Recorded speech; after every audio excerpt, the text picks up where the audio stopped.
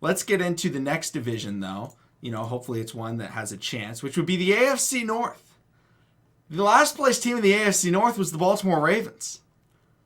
Matt, I'll let you start off. I'm the Ravens fan, but, what do you think? The Ravens, worst to first? So the Ravens are very obviously the number one team, I think, on this list. Now, the division's still pretty good. I think a couple teams, I don't, the Bengals got better, I guess, but the Bengals are probably not going to fare as well in the division just because of all the injuries that happened to the Browns and the Ravens last year. Browns are in a weird spot with the Watson stuff. Steelers now have Mitch Trubisky, and I know you kind of like Mitch there, but I'm not a big fan of Mitch there. The Ravens were the most injured team in the entire NFL last year. They had one of the best draft class out of anyone. They're getting Lamar Jackson back. They're going to actually have a run game this year. I mean, the run game wasn't horrible last year, but they were literally running out practice squad running backs every single week, and the starting three guys for them went down. So this is a team that is going to have a completely different identity. Last year, they were constantly, behind in games, and they would come out and Lamar Jackson would have miracle performances that would keep them afloat. This one, when he went down, they were the number one team in the entire AFC. So if I'm going to pick a division winner for the AFC North, I'm actually going to pick the Baltimore Ravens. So out of all of the worst to first candidates, I don't even think it's close. I think it's definitely the Ravens as the best one. Yeah, worst to first is a poor name for them because they weren't the worst team in the division. The B team was the worst team in the division, which was the second half of the year Ravens, where it's Tyler Huntley. That was it. I mean, it was Tyler Huntley. It was Anthony Aver getting burned every play. Marlon Humphrey was hurt. Marcus Peters was hurt. Lamar was hurt. J.K. Gus. Hollywood was hurt for a good chunk of it. Bateman was hurt for a piece of it. Nick Boyle was hurt. Ronnie Stanley was out for the year, and Matt's actually joined. We can see Matt on the video on TikTok now, which is good. But when you're looking at this team, this was, like you said, Matt, it was the best team in the AFC. They had the best record. Their quarterback was on pace for an MVP. He was going out there, and he was slinging the ball, and he had more yards than over half the teams in the NFL through like 6 or 7 games, which, I don't know, that seems like he was doing pretty well. And that was still without players that they have this year that have been on the team, like J.K., Gus, Ronnie Stanley. We're looking at, new right tackle Morgan Moses, who coming out of Washington was a solid offensive tackle. They got better at every position where they struggled at. Even edge rusher, where they've been struggling the last couple of years, Away got older.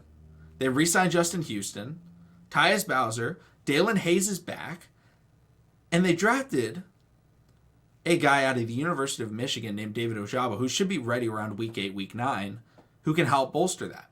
This is a team that is right back to the team that went to the, playoffs and beat the Titans and lost to the Bills in a close game until Lamar Jackson got hurt and he got a concussion.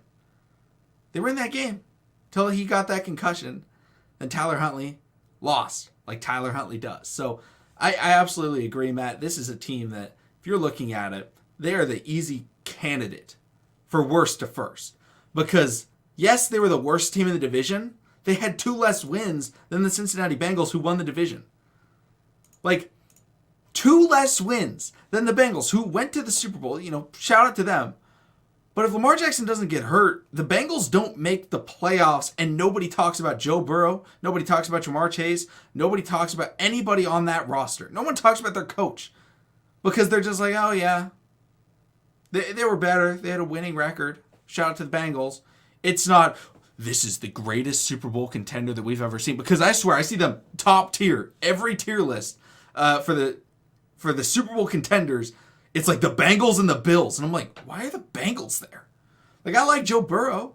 I like Joe Shiesty, but come on. The Ravens, when they're healthy, are the best team in that division. And it's not that close. But let's get into the next division. Let's get into a team that has a new head coach. Real quick. Yes? I do want to talk about one aspect of the Ravens.